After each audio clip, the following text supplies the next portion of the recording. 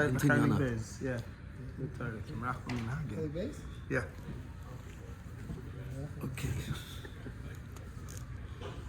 We ready? Yeah. Okay, special thank you to all the Masadrim, Nachman Fried, Mati Zeitlin, and whoever, I don't know who's directly, indirectly involved, and also to my Rebbe, Chaim Kramer, BRI, Breslov Research Institute. We're starting a new Torah today, Torah Zayin in Tynana, the second chelik of Likuti Moran. So every Torah is exciting, so one can't say this is an exciting Torah. It's not a very long Torah, but it's on the longer side. So once I haven't finished yet, an outline, I'll give you the outline so we can go through the outline and have, so to speak, a map of what's coming up. And this way, we're not going from one short destination to another point, meaning if I'm going from Monsey to Brooklyn, so I'm not just focusing on where I am right now, but I actually know where I'm going and where the destination point is. So Bezrat Hashem, I'll provide that outline starting next week. Huh? How are you, Rabbi? Better for seeing you. Thank you. Are we ready? Are we ready to? Yes, we're ready to roll. Yeah, I need my furry thing.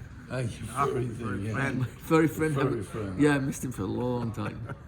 There you go. Okay, thank you. I have to give him a name. Second. Yeah, we got to give him a name, right? Yeah. Yeah, I'm excited. This, by the way, we're doing this for 6 months. Oh wow. So. Okay. We are ready. Amazing. There we go. Let me just put this on. Okay, beautiful. Okay, so I will be providing an outline. I'm sorry I haven't finished it. I've been putting out 15 hours so far into preparation, but so the outline is on its way. So we're going to just jump in for now into the Torah. There's going to be certain terminologies that Reb Nachman is going to bring in this Torah. For example, makifim. So one can attempt to, whenever you're translating, there's always a word that you can find that is reasonably reflecting the intent behind Lashon HaKodesh.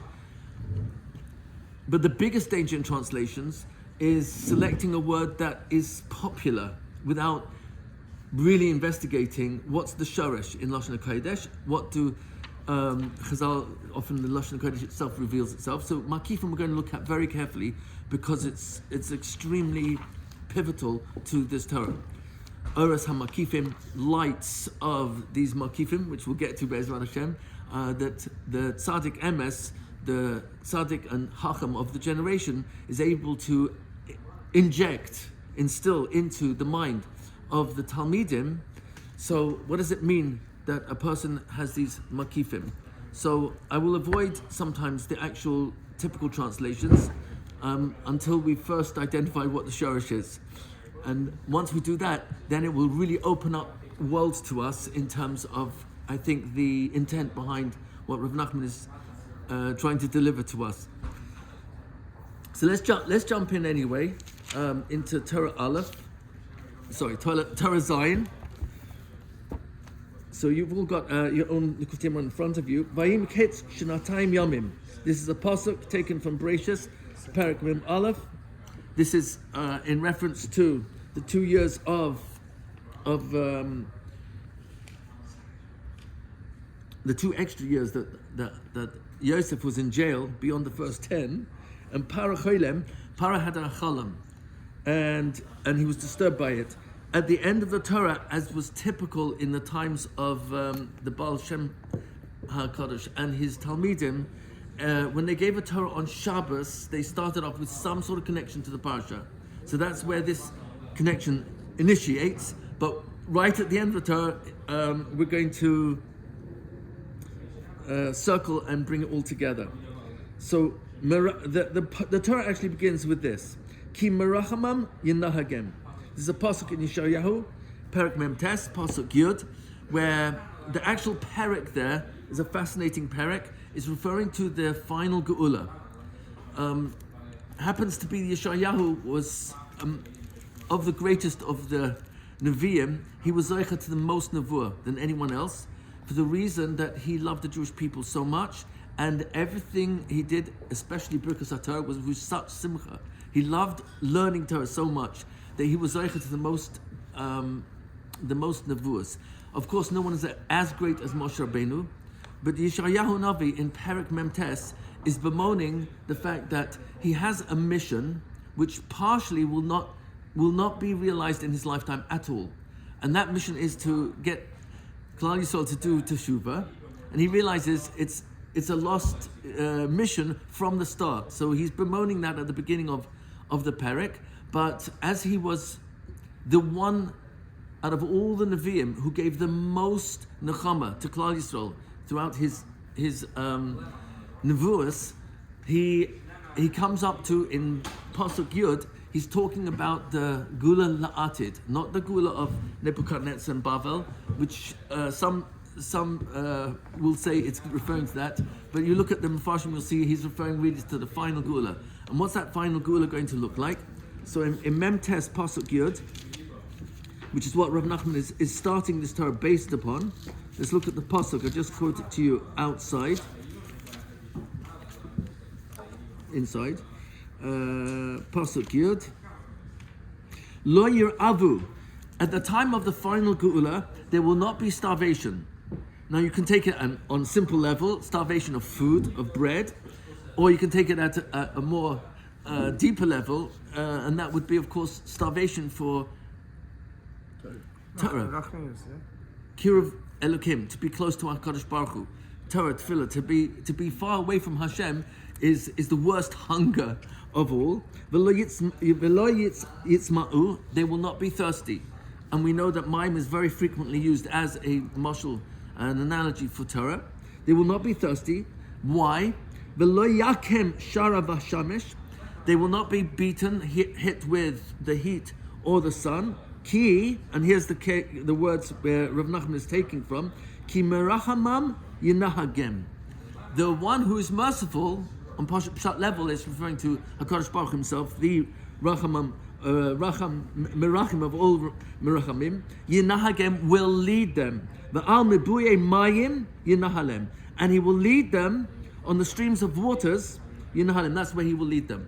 So we know that Nachal Nevi'ah Mekor Chochmah is an acronym for Nachman, for Rav Nachman, so it would actually fit there, but he's referring to, there's going to be a leader who will be such a Rachaman, have so much Rachamim, that he's capable of leading. The Pasuk is referring really on Pshat level, HaKadosh Baruch Hu himself. So let's see as we unfold what's going on here. Hainu. So comes along Rav Nachman and he starts off based on these two words. The one who has mercy, he will be able to give leadership. Hainu mishu rachaman, someone who has real rachamim, hu yachol liyos manik. He's able to be a leader. La'afuke, which would exclude, if someone hasn't got rachamim, which is going to qualify, is going to describe and define what does it mean that a person has rachamim. If he hasn't got, he can't lead. V'tzarich later, one needs to know eich lihitnag ima rachmanis. How do you go with your Rahmanas? Because Rahmanas can go too far. It can be not enough and it can be way too much. So his first example is Ki ala Rashayim, ala Reitzim, v'gazlanim asur l'rachem, which is a very strong language for a Rasha and for murderers and for thieves. Asa is forbidden to have rachamim. This is not really a shter to Reish Pei Beis, which famously says even if you've got a Rosh Gomor, you have to look for a Tzad Zchus, any Likuta Tova that will pull him out of the level of Chayiv that he's in and bring him up to a higher level. So Parsel Chachma points out over here that actually he claims that the Rishayim that's being referred to and the Roitzim and the Gazlanim is referring to non-Jews, not referring to Jews. Now, please be marchal me. I once saw, but I haven't seen it in years, and I really should have asked my Rebbe Chaim Kramer to help me with this one. But I once saw many years ago, the Zohar says, Has v'shalom, that there was ever a Rasha of a Jew, or Has v'shalom, that there's ever a good goy. I don't know who's listening to this. So the the Zohar qualifies itself and says, if you ever see a Rasha who's a Jew, you can be certain that his neshama is not a Jewish neshama. His body is Jewish, his neshama isn't. If you ever see a non-Jew who's good, it's impossible.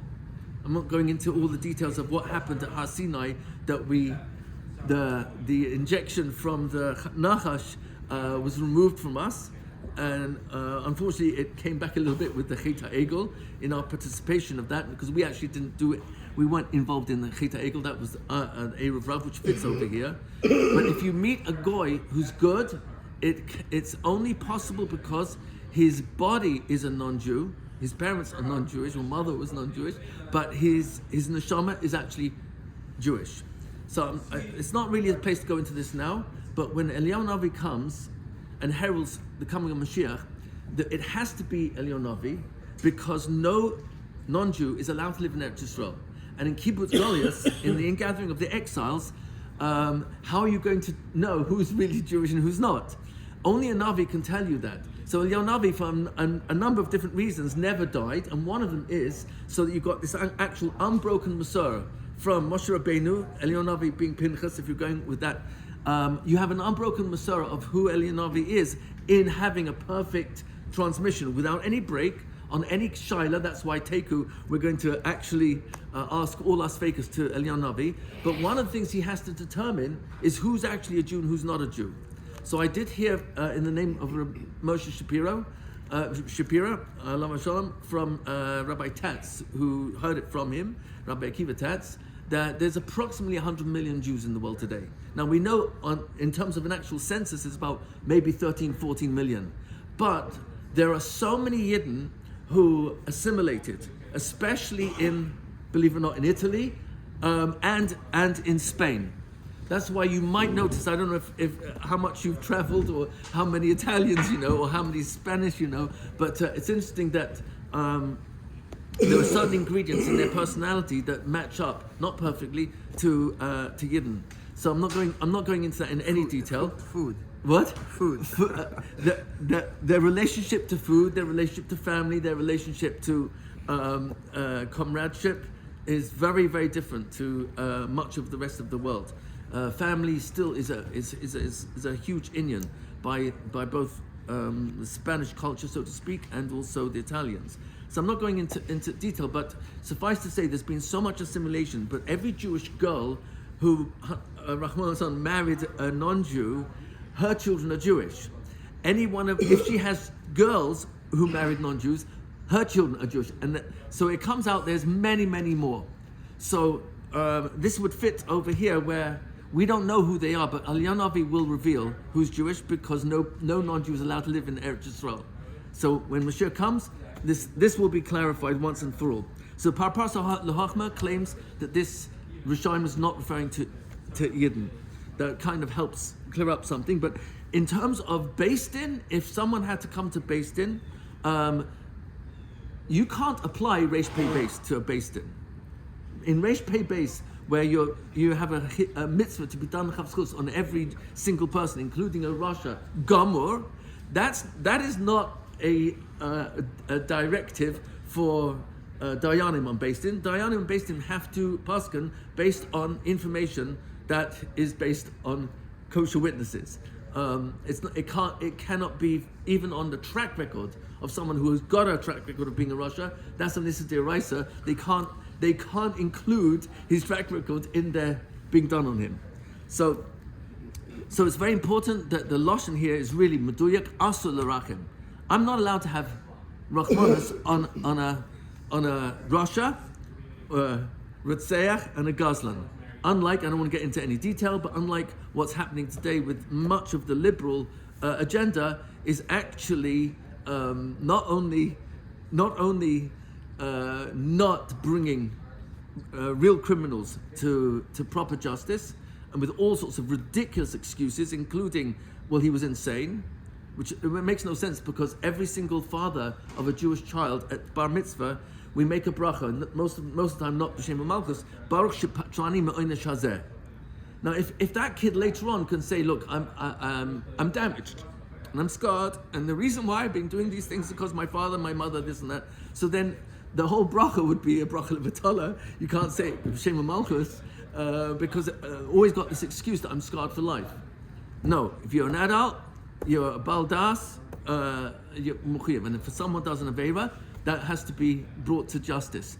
So it's also the rachim. That's not the place for rachamim. Rachamim is a very special word. We've looked at it before in previous Torahs, where the three-letter root rechem, which is the shorosh of rachamim, refers to the womb. There's nowhere in the physical universe that exudes and demonstrates so much rachamim as the womb.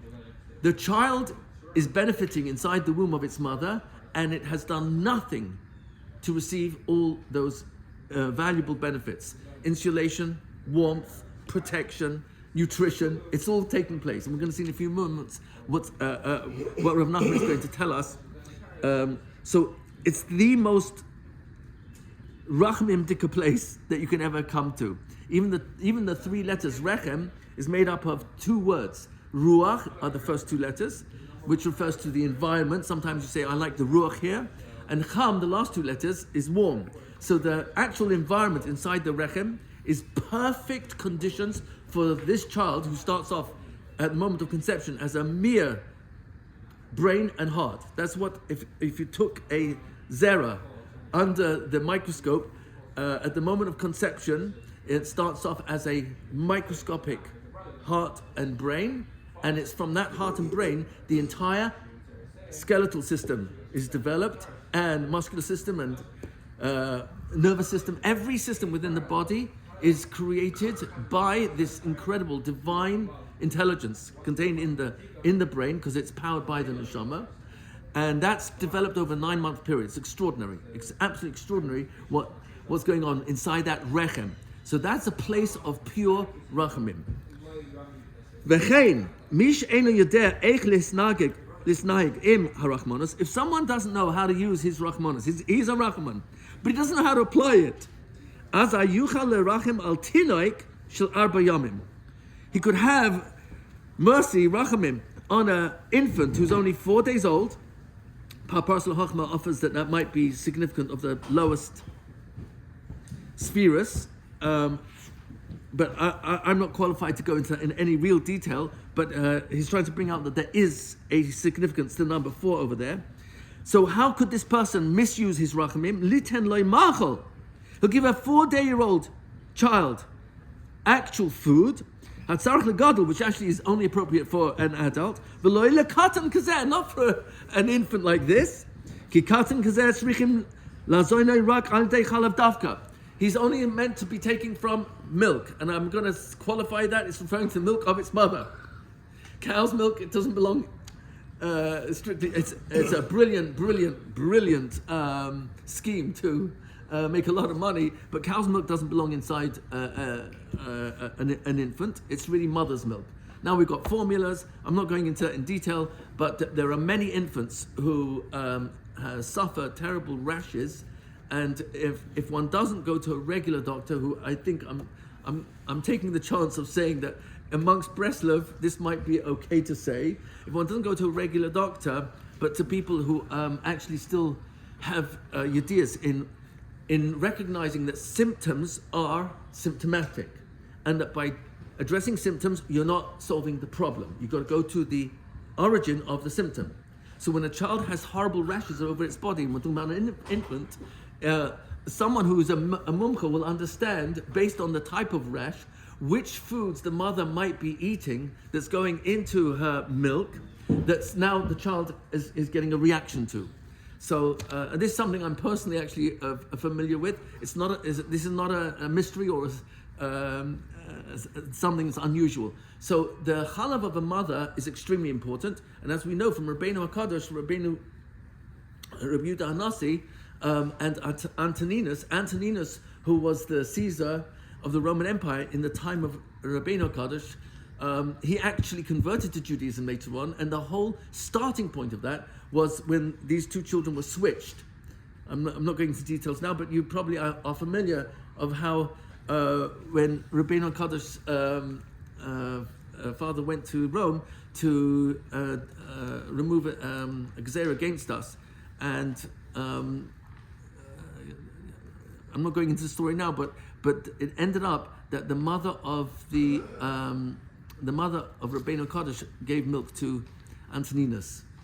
So that's where the Yirat Shemayim and Avas Hashem and Yiras Hashem and Simchas Chaim that's in the human being is converted into the food, because you're made up of food, and that food affects the child that it's transferred to. Rav Nachman talks about the significance of insignificance. That's a good line, actually. There's nothing that's insignificant, nothing.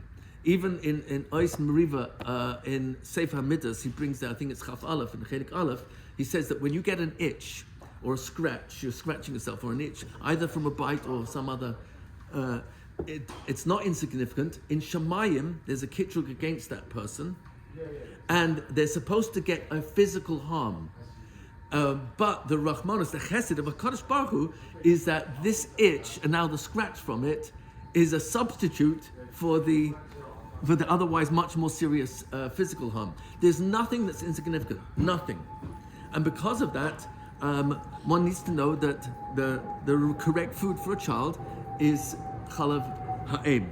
So, and then I don't think they had formulas in those days.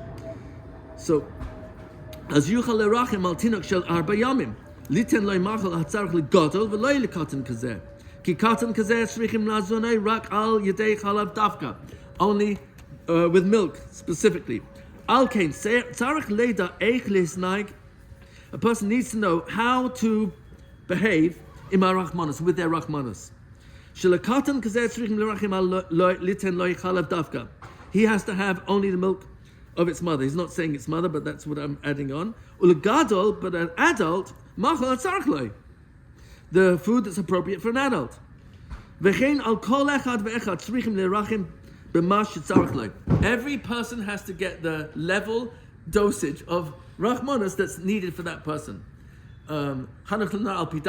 Every child is different. Even if you have twins, the way you discipline one twin may not work at all for the other twin. So one twin could be very receptive to discipline, and on the first time they're told, don't do that, no questions asked, and they don't do it. And they don't, not anymore.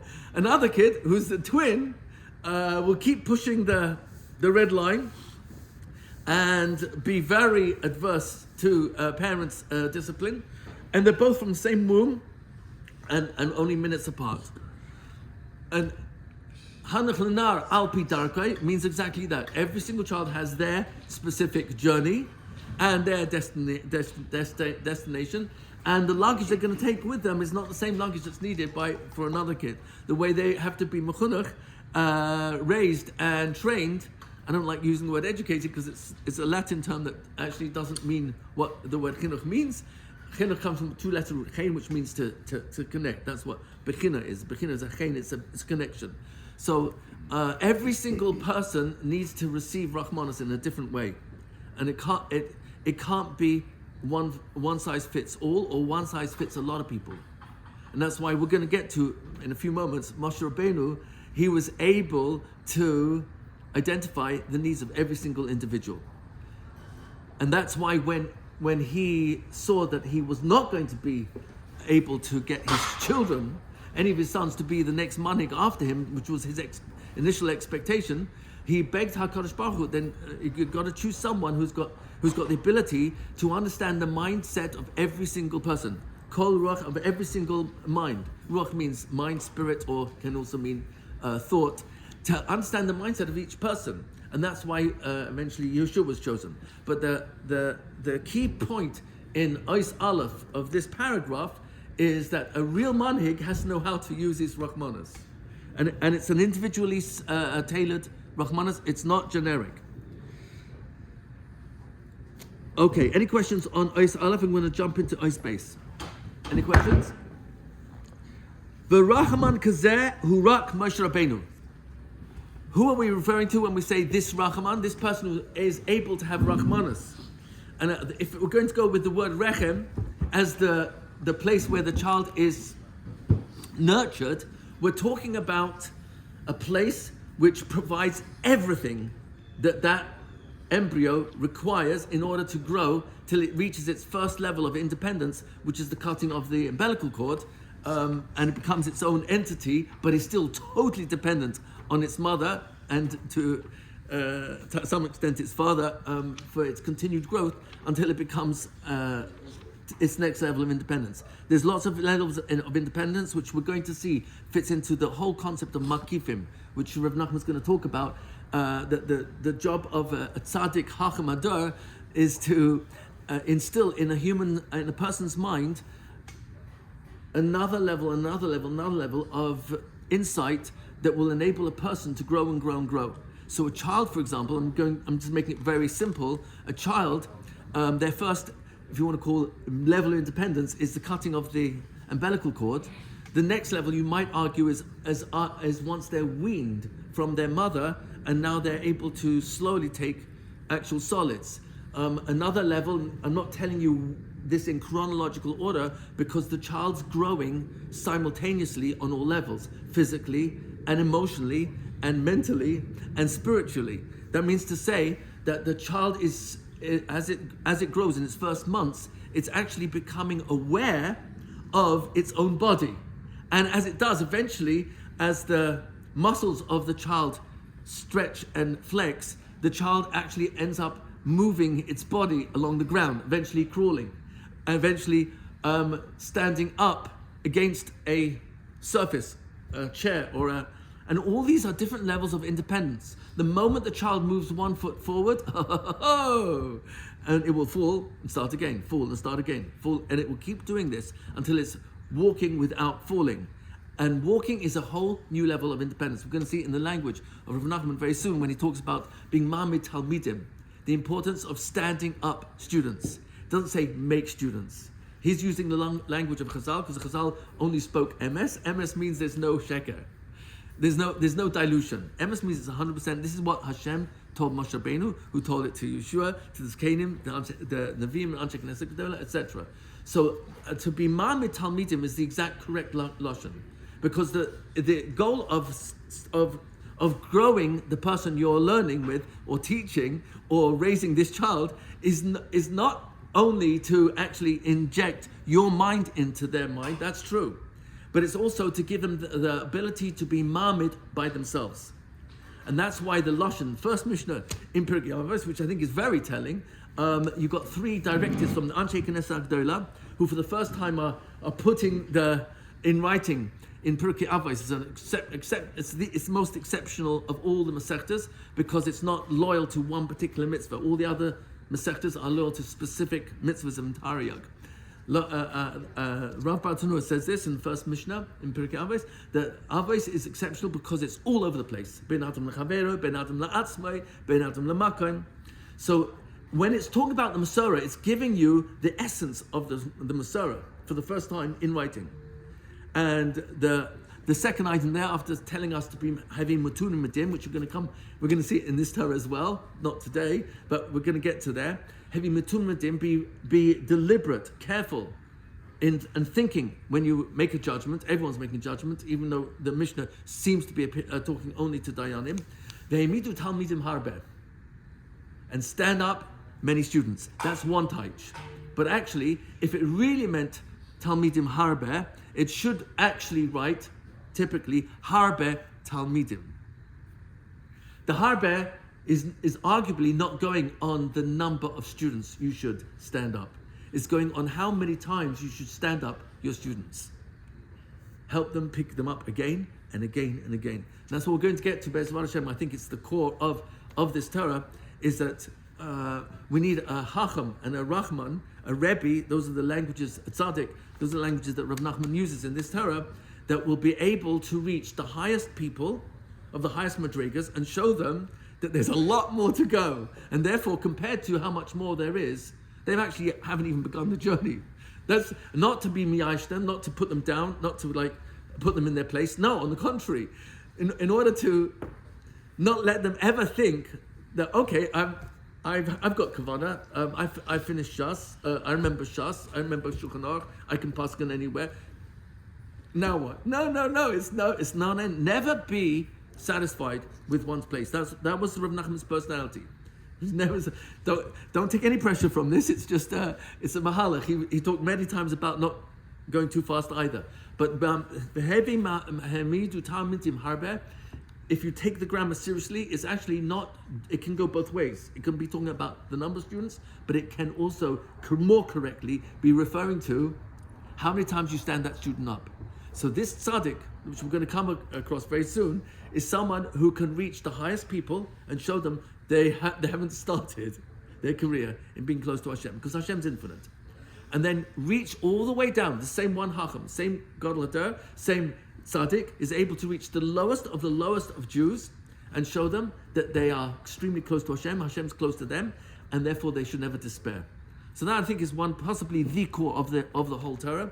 But we're going to get to that. In the meantime, we're unfolding the profile of what this Rahman, who is able to be a manig because he's a Rahman, what is that profile? So Rav Nachman suddenly reveals in what sounds like a dogmatic term, Rahman hazeh hu rak Moshe Rabbeinu. There's only one person who really fully qualifies for the profile of the manhig that we're referring to, and that is Moshe Rabbeinu himself. Ki hu haya manhig Yisrael. He was the leader of the Jewish people. V'hiya manhig la'atit, and he will be in the future as well. He'll be in the future. That's why we say Az Yashir Moshe. The Yud in Yashir means he will sing. As then he will sing, in reference to Perak Yudala and Perak Tesvav in Parashas B'Shalach. When we exited Mitzrayim and we crossed the Yam Suf, we sang the song. And the language there is Az Yashir, Moshe Rabbeinu will sing. Chazal learn out from there and from a lot of other places. This is a raya, a proof for Tchiyas HaMesim, because it says he will sing. And it's referring to when Moshe Rabbeinu will bring all the Yidden from Galus back to Eretz Yisrael. And that's when Moshe Rabbeinu will enter Eretz Yisrael, but not in his physical lifetime, in his 120 years that he lived. It's going to be only after the final Tchiyas HaMesim. So at Tchiyas HaMesim, I'm not going into this in detail now, but the Radvaz quotes Reb Sadia Gaon, amongst a lot of Mekubalim also agree, Ramban and others, that there will not be one Tchiyas HaMesim, there'll be two Tchiyas HaMesim. There'll be two times. The first one, there'll be four groups of people who get immediate Tchiyah. As soon as the Mashiach comes, there'll be a Tchiyas HaMesim of Moshe Rabbeinu, Aaron HaKohen and his sons, and also all the tzaddikim of all the generations, especially those who cried chatzos, and they so badly craved for the Geula. Rav Sadia Gaon says this Al Pi Sfara. I don't know if there's an actual written makar, but Rav Sadia Gaon is a Gaon, one of the Gaonim. So he brings that the Sfara dictates that it has to be this way. It cannot possibly be that all the tzaddikim of previous generations who craved for the final Geula, when Hashem would be Echad B'chol Haaretz, it's impossible that they would not get to be participating in that Geula. So therefore, as soon as Mashiach comes, there's going to be a first Tchiyah. All the tzaddikim will come back to life, and there's a fourth group of all the Jews who died al Kiddush Hashem. So you can ask who you ever want to qualify. Does that include everyone who died in the Holocaust? I asked that once to Rabbi Chaim Kramer, and he told me it includes every single Jew who was killed because he's a Jew, even if he wasn't from. So that's an extraordinary thought that these are the four groups. 40 years later will be the second Tchiyas HaMesim for the rest of the Hamoinam, so to speak. So they will be missing out on the Geula. Maybe they're in the grandstands. How do you call it in America?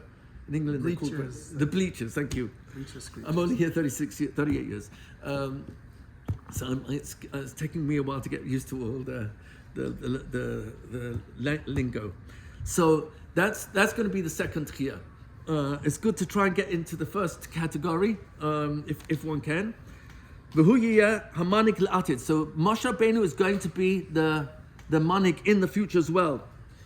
Kima shahaya hu she'iyeh. What happened is what will be. This is a pasuk from Koheles, Perak Aleph, and Rav Atiyah brings from Likuti Halachas that Rav Nosson brings out the first three letters of the Rashi Tables. Ma shahaya hu she'iyeh is Mem Shin Hey, which spells out Moshe. So it's merumas in that pasuk from Koheles And Koheles, as you know, he was the tzaddik emes of his generation, Shlomo HaMelech, Hacham Mikol Adam. Nobody will ever be as wise as Koheles, as Shlomo HaMelech. Thank you. So he was meramis in what happened will be is in reference to Tchias HaMesim, when Moshe Rabbeinu, who was leader, will be leader a second time round. Ki Moshe Rabbeinu hayalei harachmanus be'emes al Yisrael. Moshe Rabbeinu, why was he the manik? Because he had this qualification, which Rav Nachman is offering as the main ingredient for the profile of a manik, is Rachmanus. And what's that Rachmanus? Rachmanus be'emes al Yisrael. Emes is a very strong language. We usually translate it as truth, which is partially true, but not completely true. The word emes correctly translates as reality. Happens to be included in reality is truth. This was taught to me by Rabbi Shimon Schwab. He told me this himself. The word emet really means reality, and it's a pity to call it truth because it's not giving a grasp on the full picture. Emes really means the full picture, and that's why only HaKadosh Baruch Hu can be emes. Hashem Elokeichem emes. He's the only one. Why? Because I'm living in Olam HaSheker. There's no way I can be fully emes. There are exceptions, and that's Moshe Rabbeinu. Moshe Rabbeinu went in the ways of Hashem to such an extent that halachta b'drachav. It's one of Tarek mitzvahs. Everyone agrees. It's in Perek Kavches Pasuk Tes. Halachta b'drachav. Go in his ways. The entire Toima Dvara is based on this pasuk. Go in his ways. And what's that mean? Go follow Hashem's mitzvahs. Nobody reached the pinnacle, the peak of following in Hashem's ways more than Moshe Rabbeinu. The halachta b'drachav means to reveal the Tselem Elokim that every Jew is made from. Tselem is literally a reflection. Elokim, the power of powers. That's what Elokim really means. We're going to come up with this a few times, why it's so important. So what we're going to see is that Moshe Rabbeinu, he was a Rachaman in the absolute reality. He knew exactly who to be tough with and who to be soft with. And that's a really, really hard thing to accomplish in a lifetime. Moshe Rabbeinu was the one who went B'Tselem Elokim more than any human being, more than Avram, Yitzchak, and Yaakov, not Hashem to take away. And is brought in a sefer called Mitzvahs Hashem, that what's it mean to be Tselem Elokim, a reflection of the power of all powers. So read Moshe backwards, and you read the word Hashem. Why? Because nobody reached the place where he reached, where he followed exactly how Hashem wanted him to be. In terms of it, right now it's in the context of Rachmanas. What was that? Umasa nafsho b'shvil Yisrael. How was that manifest? Because he was willing to die for the Jewish people. To such an extent, can you imagine HaKadosh Baruch Hu speaks to you directly and tells you, look, I'm fed up with all the people that you're trying to help. I'm just going to wipe them all out, and I'm going to start a whole new family just with you, a whole new nation just with you. So I think most of us, this is my personal opinion, I would go, hey, Rebbeinu Shalom, you're the boss. Whatever you say goes. I can't argue with you. And yet Moshe Rabbeinu, he takes this threat that Hashem is going to wipe out Klal Yisrael. It's not once; it happened a few times, especially by the Chet HaEgel, and Moshe Rabbeinu even went so far to say, if you take one hair off the head of one Jew, this is how I heard it from Rabbi Rosenfeld of Alav Shalom, then take my life first. Macheni misifrecha, asher katavta. Take me, wipe me out, erase me. Erase me means every single time it says, Vayidam Hashem El Moshe, take my name out. I don't want to be part of this. So that's a huge leverage that Moshe Rabbeinu was using over here. But he knew to do that. But that was considered Rachmanus. Because the ultimate Rachmanus, as we're going to see soon, is to have Rachmanus on whom? Klal Yisrael. And when? When they're down. When they're down. And it's going to talk about Avonis. Avonis is very serious, because an Avon means it's done b'mezid. It's not the worst, there's worse. Pesha is lehachis. But Avon is the father of Pesha. Avon is the starting point. It's really, really bad. It's much worse than Chet. Chet is a mistake. The Christian translation is sin. Please don't go there. It doesn't mean sin. It means a mistake. That's a whole different mindset. So we're going to look at that Which word. one is Avon again? Sorry, Avain is when a person does an Avera b'mezid. He does it knowing it's an Avera and he still does it. But it's not b'pesha, it's not lahachis, it's not because he's rebelling against Hashem. It's not to get it's rebelling, but it's not to get Hashem angry. Moshe Rabbeinu, I'm just want to give you a glimpse of his profile, because the Torah Shebichtav gives us very few clues about Moshe Rabbeinu before Hashem spoke to him for the first time. Hashem speaks to him for the first time, Perek Gimel, Pasuk Aleph and Beis. Hashem speaks to Moshe Rabbeinu at the snare. Prior to that, there's a description of three instances, three particular occasions took place, and they take place in the, I think it's 7 psukim. I should have looked it up before. I think it's in Perek Beis. I know it's in Perek Beis. In Shmois, I think it's Pasuk Yud Aleph through Yod Zayin. The first thing you know about Moshe Rabbeinu, you're only told 3 things before Hashem speaks to him. What's that telling you? Maybe there's some clues in these 3 things that tells me why would he be selected more than any other human being in world history to be the one to take us out of slavery and bring the Torah down, and through him give it to the Jewish people forever. He's called Ish HaElokim. So it's an amazing description. A human being, he's a man, HaElokim, of the Almighty, power of all powers. So it's an amazing item to put on his resume. So what do we know about him before Hashem reveals himself? So you're told only 3 incidents. Number 1, he goes out and he sees a Mitzri beating a Jew to death. Now remember, what I'm trying to help here is build a case for how Rav Nachman is calling Moshe Rabbeinu the ultimate Rahman. He sees a Mitzri beating a Jew to death, and he looks from one side to the next, obviously, and he's 19 years old at the time. The most he's 20, but all the Midrashim say he's 19. Look at Medrash Tanchuma, he's 19 years old at the time, and he sees Ein Ish. There's no man is going to come. No one's going to convert to Judaism out of this Mitzri. He's a lowlife. He just did a terrible avera of adultery. He's Chaim Misa for that alone. But anyway, he's beating a Jew to death. And Moshe Rabbeinu understood that if you in the world of bullying, I'm just going to touch on this briefly because it really is going to open up eyes to who we're talking about when Rav Nachman wants us to understand there's basically this one ingredient on the profile of a manhig. He's got to be a Rahman. Now you can unpack Rahman, which we will, and there's a lot there. But what's included here? He killed a non-Jewish Egyptian soldier.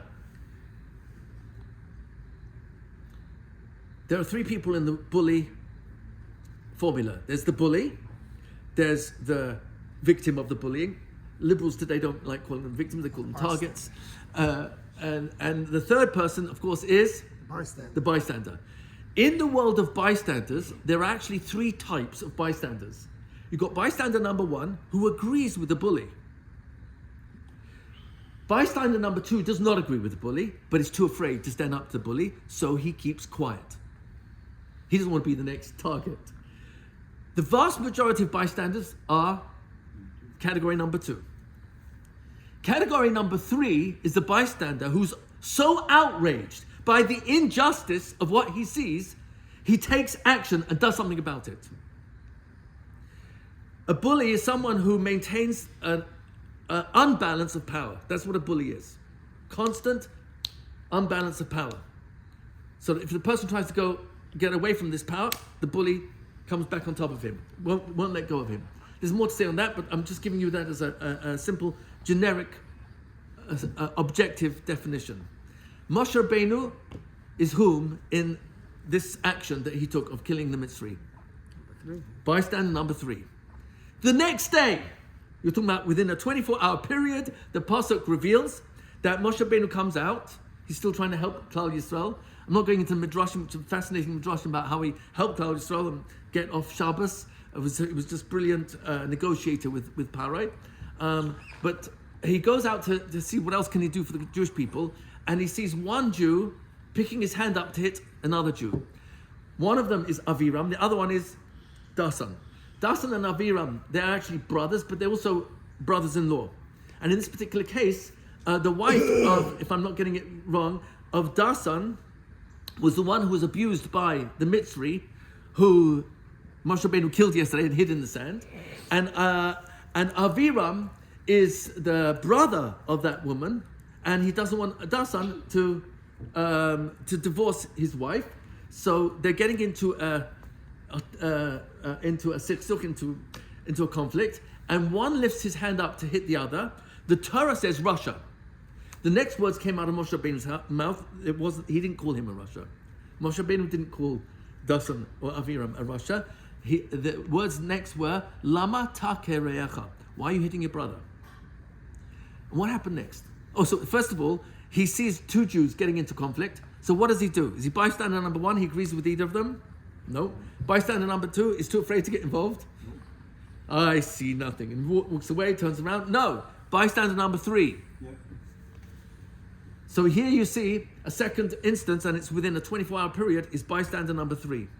And what does Dasan and Aviram famously do in response?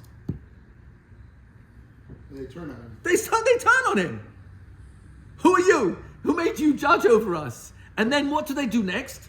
They go to Paro and squeal on Moshe Rabbeinu. They rat on him. Unbelievable. And what's the consequence? Moshe Rabbeinu is paying the price now of bystander number three, who will not stand for injustice. He almost got executed. If it weren't for the Rahmanas of Hashem, his neck was about to be decapitated, and Hashem made all the people around that area blind and deaf, and Moshe Rabbeinu was saved. His neck turned to marble, and he ran away. Where did he go? This is all within 7 psukim. He goes to Midian. Now Midrashim, Sefer Yasha will tell you there was a 60-year gap. Went to Ethiopia, etc. He even became a king over there. But putting that aside, I'm just sharing with you the only thing you and I know from the Torah itself is these 3 incidences. He arrives in Midian, and there he comes to a well, and there are shepherds there who are about to molest the 7 daughters of Yisro. Yisro had 7 daughters. At this point, already he had decided to let go of all the avodah zarah, and Moshe Rabbeinu turns up. Someone once told me, why does Yisro have 7 names? Because every time he married off one of his daughters, he went bankrupt. So that's it's not what happened at all. So he had 7 daughters, and they were the shepherdesses of all the flocks, because no one would have anything. He was put into Cherem because he let go of avodah zarah, and they were about to be abused by these shepherds. That's what Medrash Haggadah tells us. And what does Moshe Rabbeinu do? Why is he in Midian? Because he stood up for his own people. And now, oh no, not again. I know nothing. I see nothing. He turns around. Vayakam v'yashiam. He gets up and he saves them. What happens next? Just a couple psukim later. He's already the shepherd of Yisro, marries Sipporah, and he arrives at the Mount Har HaElokim, Har Chorev, and Hashem speaks to him, says, "You're my man." The only thing you know about this Rahman is that he has a spine, and that spine is able to stand up to anybody. I don't care who. I'll risk my life. Oh, I need someone like you, says Hashem. You're exactly the right person I need, because you can stand up for my people, and even the ultimate, and forgive me for putting it this way, the ultimate bullying would be if a Kadosh Baruch Hu bullies Moshe Rabbeinu and says, I'm starting again with you, and I'm wiping out the whole Jewish people. You have to understand how far that means. Who's all the Jewish people? Moshe Rabbeinu is going to be the only one to start the whole nation. So let me share with you the Bach in Sota Daf Yud Dalet Amud Aleph. This is an intro to who Moshe Rabbeinu is, and it also, Be'ezrat Hashem, it will help us understand who's writing this Torah, who's capable of writing this Torah, who's capable of having these insights and describing that there's such a thing as a Hacham, Hatzadik Hador, who's a Tzadik Emes, who is able to bring down to the lowest of the lowest, Makifim, abilities to understand things that they couldn't grasp till now. And the greatest thing to grasp is that I count. That I'm, as nobody as I know I am, I still count in Hashem's eyes. And therefore, I should never ever despair. Because despair, as we've already talked about many times, is a pure illusion. It's not reality. It's a self-induced illusion that I can't do anything to help myself. So, in Sota, you'll know that the pasuk, we just read it last week, tells us, "V'loi yada ish es kfurasai." Nobody knows where Moshe Rabbeinu is buried. Some even say that Moshe Rabbeinu himself doesn't know. Nobody knows, and why can't they know? Why can't they know? So I'm going to share with you the Bach. V'am Rabbi Chama bar Chanina mipnei ma nistate kivroi shel Moshe me'enei basar v'dam. Why is it that the grave of Moshe Rabbeinu is hidden from any human being? Mipnei shegalo v'yadua lifnei HaKadosh Baruch Hu. Because Hashem knows, she'atit, in the future, Beis HaMikdash licharev, the temple will be destroyed, v'lehegalois es Yisrael ma'atzam, and the Jewish people will be exiled from their land. Shema yavai likfuraso shel Moshe ba'osa shah. Maybe someone or people will come to the cave of Moshe Rabbeinu at that hour. V'yamdu b'bchia, they'll stand there crying. V'yitzchanu, and they'll supplicate, they'll beg. L'Moshe. This is the Bach. This is contrary to most of the Mefarshim are talking about going to Kivrei Tzadikim, that you're not supposed to speak to the Tzadik himself, only in the schus of the Tzadik. But actually there are others who say, no, you can, but in order to avoid the possibility of people claiming that this is a Avodah Zarah, so most of the time the poskim who talk about not speaking directly to the Tzadik are the ones that are quoted. But here's a Bach who is actually telling you, no, they would actually go, and they would say to him, Moshe Rabbeinu, Amud, b'tfilah, stand up in tfilah, b'aldeinu, for our sake. Moshe Rabbeinu would stand up in tfilah and cancel the decree to destroy the Beis HaMikdash. Why? Mipnei shechavivim tzadikim b'misasam yoseh mibchayeihem. Because tzadikim are more beloved in their passing away from this world than they are in the next. The Ben Yehoyada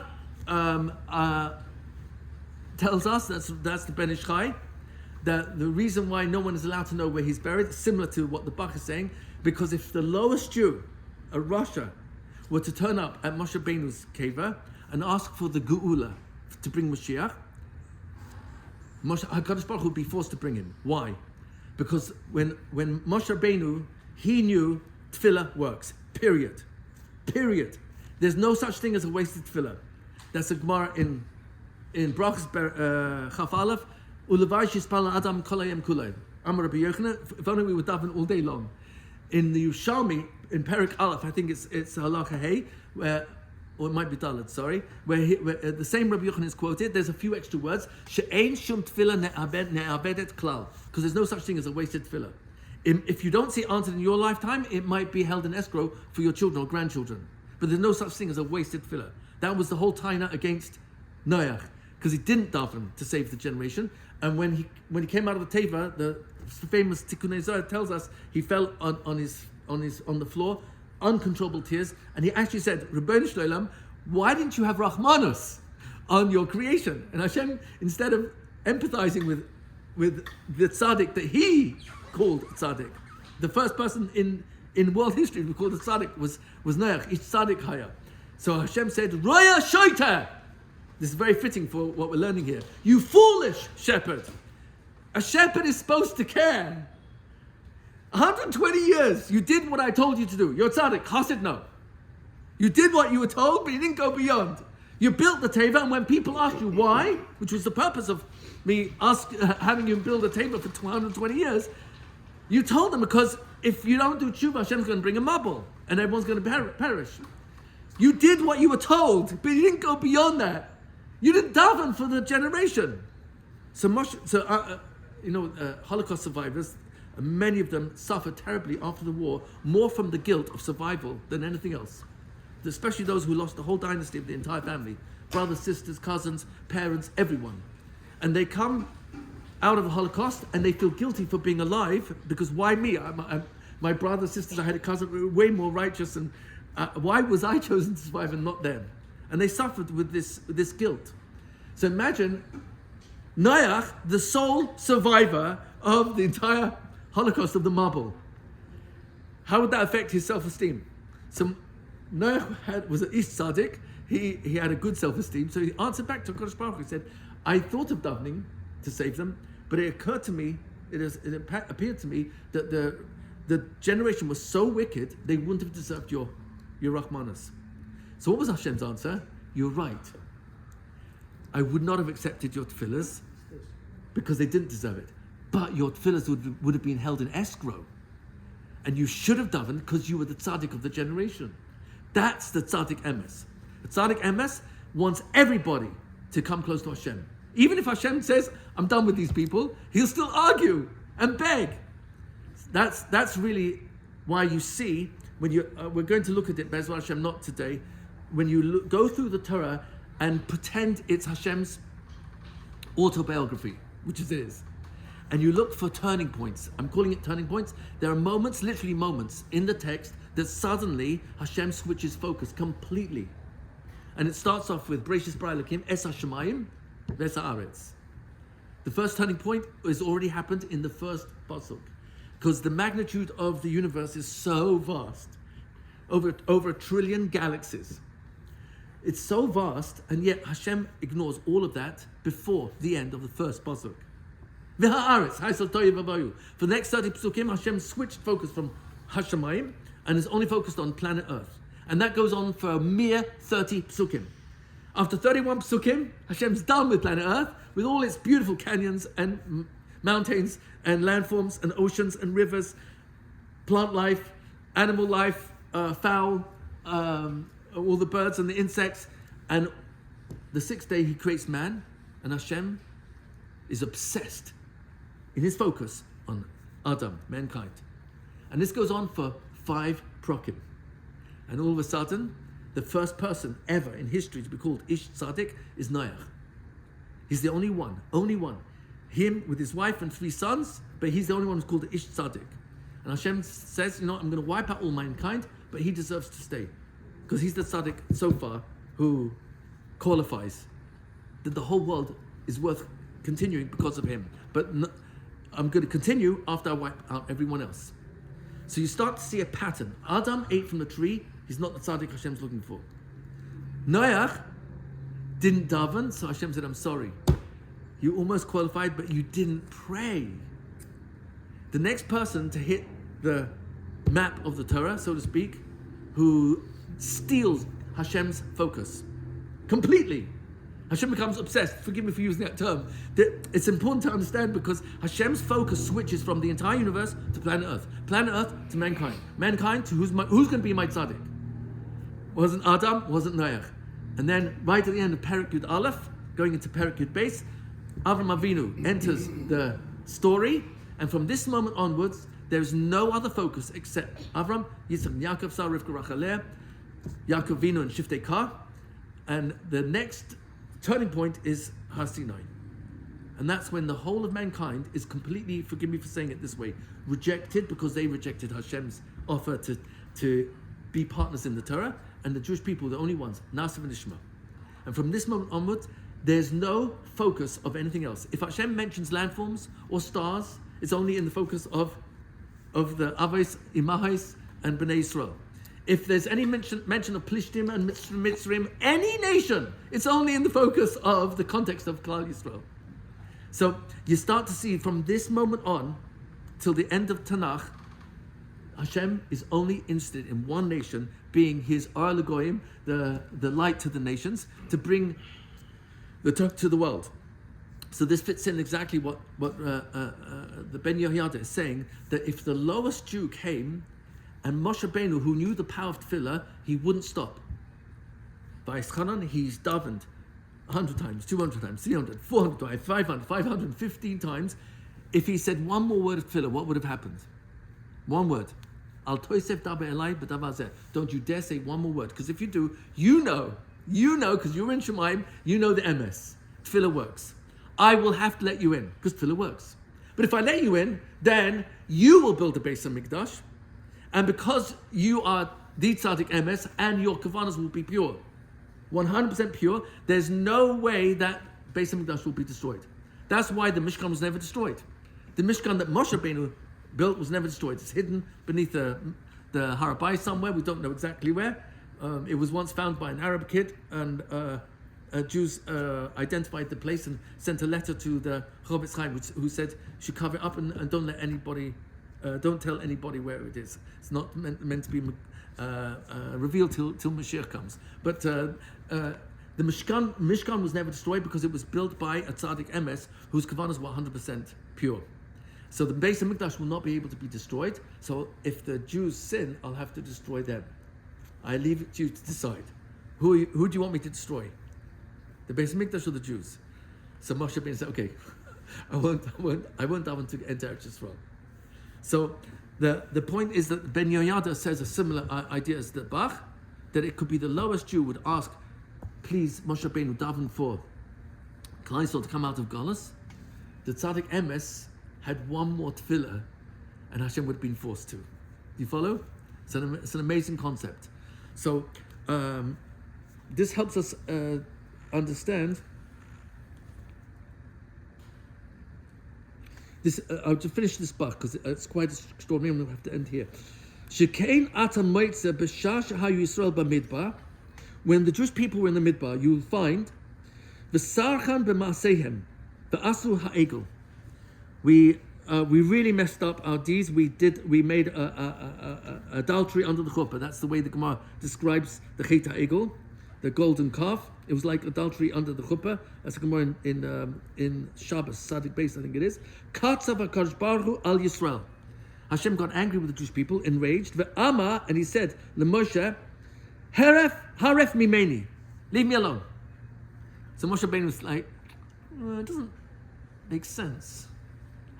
How can you ever be left alone? It's impossible. What you really mean is, don't leave me alone. Because no one can leave you alone. You're everywhere all the time. Haref mimeni, the ashmidam, I will destroy them. And says the Bach here, Kama tzadikim hayu b'ois hador. How many tzadikim were there in that generation? V'kam chasidim, and how many chasidim? Moshe ve'Aaron ve'Yeshua, Eldad ve'Medad. Eldad and Medad were the stepbrothers of Moshe Rabbeinu from Yocheved, from a different father, when Amram divorced his wife for a short period. V'Ayin Zkanim, all the 70 Zkanim, they're all tzadikim. I'm going to wipe them all out. But there's one person whose shav is worth to save against all of them. Ushah hachamim v'talmidim. I'm wiping out all the hachamim, all the talmidim. V'loy asa, and he didn't. Why didn't he? Bishvilam v'loy bitel agzeira ela bishvil Moshe. He was not mevatel the gzeira because of any of them. Their schus would never been enough. Their accumulated schus would never be enough. Only Moshe Rabbeinu. And Moshe Rabbeinu is the ultimate Rahman because he would plead to HaKadosh Baruch Hu, I want the last Jew to be close to you. Don't kill him, even if he's a Russia. I'll take it on me. So that's what we're going to see, Be'ezrat Hashem, as we unpack this Torah. I think the core, if you want to call it, message is that there's such a thing as a tzaddik of the generation, a hacham of the generation. And Rav Nachman is revealing who that is, not specifically exactly by name, but he's of that sug, he's in that category, to be able to say, this Hacham is on such a level, which we're going to see, that can bring down the greatest possible shefa from the highest place of Keter, which is the highest of the what's the name, the spheres, and bring Chochmah from there to the lowest of the Jews. That Hashem loves every single Jew. And that's only someone who's got the qualities of Moshe Rabbeinu, which Bezrat Hashem will unpack more next week. Any questions? Comments? Yeah. First of all, if the Rebbe is talking about Rachman, and the only Rachman is Moshe Rabbeinu, where is he going with this? What is he telling us? Usually the Rebbe is trying to tell us something for ourselves. Yes. And he's telling us that a manig, and we're all manigim, everybody is a manig of their family, of themselves. Yes. And it's interesting, first of all, Hainu Mishu Rachman. Hainu Mishi Yesh Le Rachmanus, Hu Yochel is manig. Right. What is this Rachman? It's like a title. Right. What is he telling us? So, he seems to be singling out, at least on Poshet Pshat level, there's only one, Rak Moshe Rabbeinu. So Rak would be a miut, that's exclusive. It happens to be that in Rav Atiya's Peirush, which is extraordinary, he brings from Tikkun Zoya, Tikkun Ayin, and I'm reading you the Targum. Atid kol zeh litchadesh al dei Moshe b'soif hayamim b'tor acharon. Everything will be renewed. Is in referring to the fact that there's going to be a tzaddik emes. Am I reading the right one? Yeah. B'soif hayamim b'tor acharon, in the last generations. That's when Moshe Rabbeinu will get tchis hamesim l'kayim et hakasuv mashahaya hu sheiyeh. To be Bekayim, the pasuk which Rav Nachman brought earlier from Koheles, Perik Aleph. Whatever happened is what's going to be. The spreading of this tzaddik, he b'chol dor v'dor, is actually in every generation. And that is tzaddik b'hacham shemit asik b'Torah ad shishim riboya, that has this special, he's occupied with 600,000 souls. The entire Klal Yisrael, which Rav Nachman brings in a different Torah, I don't remember where now, that the whole of Klal Yisrael is actually 600,000 neshamas. All the wives and children, grandchildren, and all the neshamas of the Jews that have come since then, we're all from the same 600,000 neshamas. A neshama can be split into many fragments, but ultimately there's only 600,000 neshamas, which there's one Roya Mehemna, one trusted shepherd, who is this Moshe Rabbeinu, but he's actually spread throughout all the generations. So there's a Moshe Rabbeinu in every generation, and I think there's another Torah, I don't think he brings it here, where every leader every tzaddik has an aspect of Moshe Rabbeinu in him. So that's where you could argue that it's not Rak Moshe Rabbeinu, it is in one context, but actually there's a Moshe Rabbeinu in every generation. So I'm not sure if that's fully answering your question. No, it answers Masha Hayu Shia. Yeah. He is in every generation. In every generation. So Ad Shishim Riboya Lahashlim Es Kulam Mehabakam Shelahem. So in order to bring about the final tikkun of every single pagam of every single Jew. So there's a shepherd who cares about every single sheep, every single Jew, and doesn't want anyone to be left behind.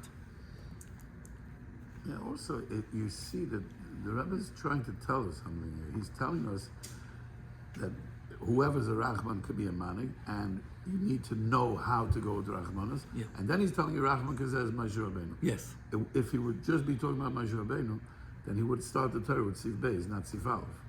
He would say, V'Rachman kazehu, Hainu Mishu Rachman Yochel is Manig, V'Rachman kazehu Moshe Rabbeinu. Right. But he's telling you this.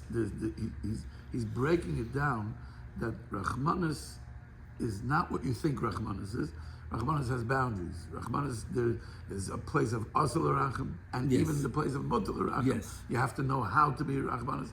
Why would it be necessary for me to know this if he wasn't talking to me now? Yeah. So I do agree that I have to take this as a personal lesson, as a father and as a husband, a grandparent, etc. Where's my role as being a manhig of my sphere of influence? I can't answer your question with the practice because I really have to think it through. But I agree, it has to be that Nachman is saying that you got to be able to pull something out over here. Even though as we move forward, we'll see that there's the focus appears to be on a tzaddik of the generation, who's a hacham of the generation. All in there's three lashonos. Says Rebbe, hacham, and tzaddik. And Be'ez Hashem will get to what it means to be a Rebbe, because that's huge, and it's a huge limit on any Rebbe, and everyone in some context is a Rebbe, whether it's a father or an actual teacher. A Rebbe comes from Lashon Rav, so I'm not going to translate it as Rabbi. That's a Christian translation. Please be mochel me. The two-letter root Rav actually means abundance. So what does a Rebbe have to have an abundance of? A lot of. A lot of? Rachmanis. A tremendous amount of Rachmanis. Anyone who read the article from Yoli Landau, is it? In Mishpacha magazine? He's offering major money to any teacher who will not come down hard on a kid in his class, because he tells his own personal story of how he was falsely accused of ruining a shidduch, whatever it was, and in doing so he was thrown out of school, and he was physically beaten by the Rebbe for it. He was thrown out of school, and as it sometimes happens, is the reputation then follows to every single yeshiva you apply for, not you personally, and he suffered terribly. And I think it's because of the bizyonis that he was sovel that Hashem made him a multi-billionaire. He's worth $3 to $4 billion, whatever, and is using his money to do good for Klal Yisrael. But he wants people to know, you have to have, as a Rebbe, you have to have a lot of Rachmanis. What else does a Rebbe have to have a lot of? Wisdom. What else? There's lots and lots of good things. Shemaim, wisdom, Torah, patience. Think like this. Hanach l'nar al pi darkoi. So darkoi is referring to whom? Students. A student. How many students? Everyone's different. Darkoi goes on one specific student, and each one is different. So if a Rebbe has 20 students in his classroom, how many darkois does he have to be able to? 20. He has to have 20 different ways of reaching. So Rav also means lots of ways of reaching different people. So the more people under one's influence, the more I've got to actually think of what's the needs of this person and understand their profile, understand their personality, and to the best of my ability, address it accordingly. So we're going to see that the ultimate hacham is, as described here in Tikkun Ezra, is the one who's able to see the needs of every single individual and bring about the tikkun for their pagam. So that obviously is not a stum tzaddik, it's a towering tzaddik. But I agree, Rachmanis is also very much about boundaries. It's knowing exactly how far to go. I'll end off with a story. I think I shared this with you. Rabbi Yaakov Greenwald, Alav Shalom, he lived here in Monsey many years. He retired and passed away in Eretz Yisrael, but he was very, very close to many of the greatest tzaddikim of the previous generation, including the Satmar Rebbe, Rabbi El Teitelbaum, and mostly to the Steipler, and very much the Manshur Shiva. Manshur Shiva was a towering tzaddik. I'm very, very grateful to Hashem that I went to many times for eitzos and for brachas, and if it weren't for him, I think I would have been completely destroyed in the yeshiva I was in, because of the hisnagtus to Breslov. It was beyond. It burnt Svarim, and anyone who believed in Breslov was called Hitler. But I don't want to say who, because that person did not have a good end, and that's very typical when people go that very, very far. So the Manshur Shiva was gave me tremendous chizuk, and Rabbi Greenwald told me that he was once on a Friday learning together with the Manshur Shiva. He used to go to him for every Elul for a whole month, and they were learning together Gemara. And the phone rings. The Manshur Shiva picks up the phone, and someone in America, it's a 7-hour difference. Someone of a Talmud Chacham of tremendous stature was in a very, very serious car crash, and is being flown by helicopter to Connecticut, I've forgotten the name of the hospital there, and I was asking for please to daven for him, and the Manshur Shiva had tears coming down his face as he was empathizing and with the family and saying he's going to daven for them. The Rabbi Greenwald told me the second he put the phone down, he went back into the learning as though nothing happened. And Rabbi Greenwald's first response to that was, how do you be so callous? How do you switch from Rachmanas to we're learning this second?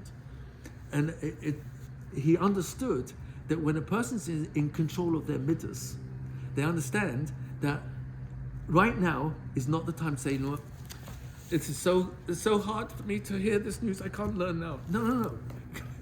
You're always feeling your thoughts. This is where you got to be in control, because this is what controls your feelings. And now it's time to get back to learning. And it's an amazing limud, that Rachmanis has boundaries, and those boundaries are to help us be in control of our minds. So we're going to see, as Hashem, very soon, next week, that the Ikar Ha'adam is Hu Hadas. So Rav Nachman brings, and that it's the Rahman who knows how to bring down to the lowest and the highest to inject the das of HaKadosh Baruch Hu, Shashem Hu Elokim. We're going to get to it. That is the only real das that the tzaddik Emes really wants to inject in all of us. And that's the das to know I can control me. Hashem is in my world every second. Sorry for going over time. Brilliant. Sky. This is going to be a nice journey. What? It's going to be a nice journey. Yeah. I'm telling you. Especially with you going through this, if we do this, it's going to be a really nice journey. It's like Beautiful. Shkoyach. Baruch Tiyeh. Sky.